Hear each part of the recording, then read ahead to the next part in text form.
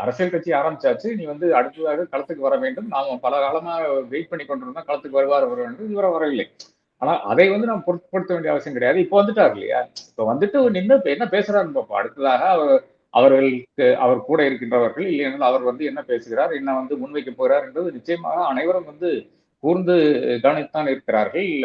என்ன செய்ய போறார்கள் இது ஒரு பக்கம். 2வதாக இப்போ ஒரு அரசியல் கட்சி ஆரம்பிச்சு நீங்க இப்ப ஆரம்பிக்க வேண்டும், அப்ப ஆரம்பிக்க வேண்டும். நீங்க நேத்தே ஏன் ஆரம்பிக்கலன்றது நம்ம வந்து நாம் கேட்கலாம். அதுல மாற்று ம். கருத்து கிடையாது. பட் என்னை பொறுத்தளவுல வந்து எப்ப ஆரம்பிச்சாலும் நீங்க வந்து சின்சியரா இருக்கீங்களான்ற கேள்வி மட்டும்தான். இல்ல ஒரு ம். அரசியல் கட்சி ஆரம்பிச்சு யாராச்சும் போய் ஒரு கூட்டணி வச்சு அதன் பிறகு வந்து நாம ஆட்சிக்கு வந்துடலாம்.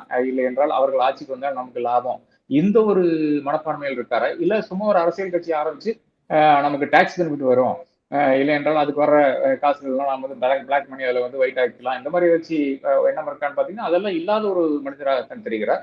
நிச்சயமாக அதனால வந்து ஒரு இம்பாக்ட் இருக்கும் என்று நான் கருதுகிறேன். அதை தாண்டி இப்போ ம். வந்து மாநாடு நடத்துறான்னு சொல்லினா அது பயங்கரமான செலவாகும். நிச்சயமாக நான் அரசியல் களத்துக்கு வந்துவிட்டேன். நான் அந்த ஃபீல்டு தான் இருக்க போறேன். நான் நிச்சயமாக வந்து இது வந்து சீரியஸா எடுத்து வருகிறேன் என்ற அந்த இடத்துக்கு வந்துட்டாரு. இதுவரை ம்ஹ்ம். வரவில்லை என்பது நிச்சயமாக அது வருத்தக்கூடிய ஒரு விஷயமா இருந்தா கூட, ஒருவேளை இங்கிருந்தே கூட பிக்கப் பண்ணலாம்.